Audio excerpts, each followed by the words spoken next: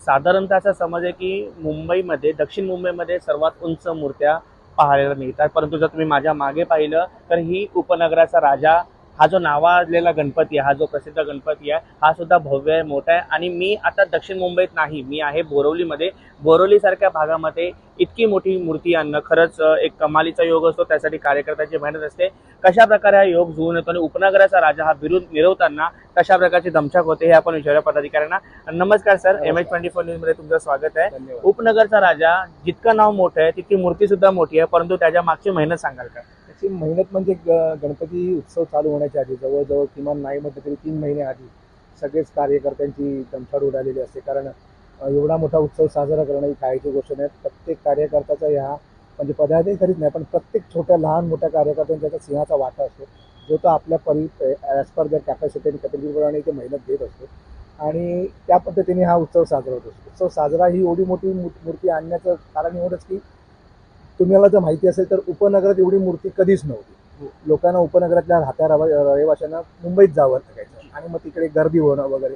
मग मंडळाने एक असा ध्यास घेतला की आपण आपल्या इकडे म्हणजे बँड्रा ते दहिसरपर्यंत मोठी मूर्ती त्यावेळी नव्हती। मग आम्ही हा उपक्रम चालू केला आणि मोठी मूर्ती इथे चालू केली। मोठी मूर्ती कुठून आणायचं? विख्यात मूर्तिकार विजय खाते यांनी आम्हाला भयंकर मोलाची साथ दिली, त्यांनी भयंकर आम्हाला सहाय्य केलं आणि त्यांच्या प्रित्यर्थ ते कैलास विजय त्यांची मुलगी यांनी हा आम्हाला वारसा चालू केला। ही मूर्ती जी आहे ती आम्ही बसल्या जागी आम्ही ते बनवतो आणि मूर्ती बनवल्यानंतर हा उत्सव साजरा होतो। उत्सव साजरा करण्याचा हेतू एवढाच आहे की तुम्ही बघितलं असेल की आमच्या मंडपात तुम्हाला भव्य दिव्य डेकोरेशन नाही दिसणार, पण ह्या माध्यमातून जो काही निधी गोळा होतो त्या निधीचा आम्ही मुलांची दत्तक घेऊन, म्हणजे जी मुलं खरोखर त्यांची आर्थिक परिस्थिती फार दुर्बल आहे पण त्यांना शिकण्याची आवड आहे किंवा तो इंटेलिजंट आहे, तर आम्ही असं BMCच्या महानगरपालिकेच्या शाळेत आमची एक विशिष्ट टीम आहे मंडळाची, जे स्वतः एक शिक्षक आहेत, ते टीम आमची त्या शाळेला अप्रोच होते आणि तिकडनं आम्ही त्या मुलांचा त्यांच्या पॅरेंट्सशी आम्ही इंटरव्ह्यूज घेतो आणि त्यांना त्या पद्धतीने आम्ही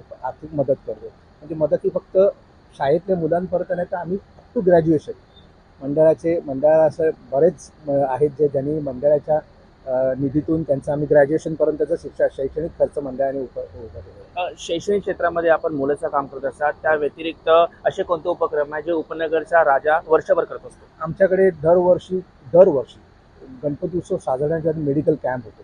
मेडिकल कॅम्प म्हणजे फक्त ब्लड डोनेशन नव्हे तर सगळ्या बॉडी चेकअप, आई चेकअप, तुमच्या इतर आणखीन गोष्टी ज्या आहेत ज्या इन टर्म्स ऑफ मेडिकल लँग्वेजमध्ये त्या सगळ्या चेकअप फ्रीमध्ये दिले जातात। आई चेकअप्स असतात त्या फ्रीमध्ये दिले, चष्मे फ्रीमध्ये दिले जातात। प्लस एक नॅचरल डिझास्टर कॅलॅमिटीज काय झाली तर मंडळ परत त्या ठिकाणी आपल्या मुलाचा हात उभा आहे पुरेसं जेवढं होईल तेवढं आम्ही त्यांच्यापर्यंत पोहोचवण्याचा प्रयत्न करतो। बरोबर, आम्ही असं नाही की आम्ही कोणामार्फत जातो, मंडळाचे सगळे कार्यकर्ते तो 2-4 दिवसाचा जो रजा काढून प्रत्येकी आम्ही त्या गावात जाणं आणि स्वतःच्या हाताने ती मदत करणं, जेणेकरून आम्ही जे काही करतोय त्याचं समाधान आम्हाला मिळालं। ही सगळी बाप्पाची कृपा आहे, बाकी आणखीन काय नाही। शेवटचा प्रश्न विचारेन, कारण की जेव्हा आपण मोठ्या मूर्तींबद्दल बोलतो असतो तेव्हा दक्षिण मुंबईमध्ये गिरगाव चौपाटी बाजूला असते, आपल्या इकडे उपनगरामध्ये अशी परिस्थिती असते, त्यात इमारतीचं बांधकाम, वायरी येत असतात, या सगळ्यातून आपण कशा प्रकारे विसर्जनाची तयारी करतात? आम्ही आता गेली बरीच वर्ष आम्ही आमचं गणपती विसर्जन होतं गोराई खाडी ते मागाठाणेपर्यंत आमचे कार्यकर्ते, आमची मुलं ही संपूर्ण इकडनं जो मार्ग आहे गणपतीला नेता त्याचा सर्वे करतात। परत जिथे कुठे कमानी असेल, जिथे कुठे केबल वायर असेल, मग तिकडे त्यांना जाऊन त्यांना आधी आम्ही सूचना देतो की गणपती आता सगळ्यांनाच माहिती आहेत आणि बोर्डी पण बऱ्यापैकी आता मोठे गणपती झाले, त्याच्यामुळे ती अडचण आता बऱ्यापैकी ही झालेली आहे। असे स्थानिक आमदार खासदार असे आहेत, प्रवीण दरेकर आमच्या इकडे मंडळाचे फार मोठे हे मार्गदर्शक आहेत, त्यांच्या अशी गोपाळ शेट्टी माझी हे खासदार आहेत, असे बरेच नेते मंडळी सगळ्या पक्षाचे इथे सगळ्या पक्षांचे सगळे लोक, सगळे कार्यकर्ते, सगळे पदाधिकारी, सगळे नेते मंत्री सगळ्यांचा हातभार लागतो। तर मग इकडनं नेताना मग आम्ही असं सकाळचा गणपती काढतो आणि संध्याकाळी 9 ते 10 दरम्यान आमचं विसर्जन गोराई खाडी इथे होतं। नक्कीच, बघा गणपती बाप्पाकडे येत असताना प्रत्येक जण भक्त असतो, मग ते समाजकारणी असू दे किंवा राजकारणी असू दे, आम्ही सर्व गणपतीचे ते लहान असतो आणि म्हणूनच आपला गणपती मोठा असतो। गणपती बाप्पा मोरया, मंगलमूर्ती मोरया।